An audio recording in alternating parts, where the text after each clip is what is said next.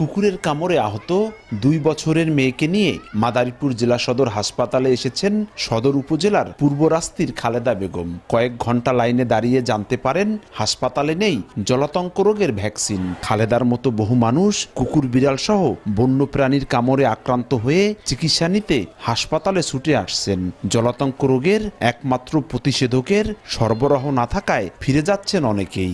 এখানে 5 টাকা দিয়ে টিকিট কাটছি, এখানে আসছি দেখি ভ্যাকসিন নাই, তখন বাইরে থেকে আমি কিনে আনছি 540 টাকা দিয়ে। খোঁজ নিয়ে জানা গেছে গত 6 মাস ধরে র্যাবিস ভ্যাকসিন নেই জেলার কোনো সরকারি হাসপাতালে। প্রতিদিন 150 থেকে 200 মানুষ সেবা নিতে আসেন এখানে, যার মধ্যে শিশুর সংখ্যাই বেশি। শুনছি বলে এনে ফ্রি দেয়, আইয়ে দেয় না কেনা লাগে, কিনগান গা দিতে হইছে।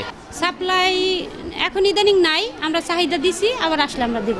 জেলা সদর হাসপাতালের তত্ত্বাবধায়ক ও সিভিল সার্জনের দাবি, চাহিদার তুলনায় রোগী বাড়ায় দেখা দিয়েছে ভ্যাকসিনের সংকট।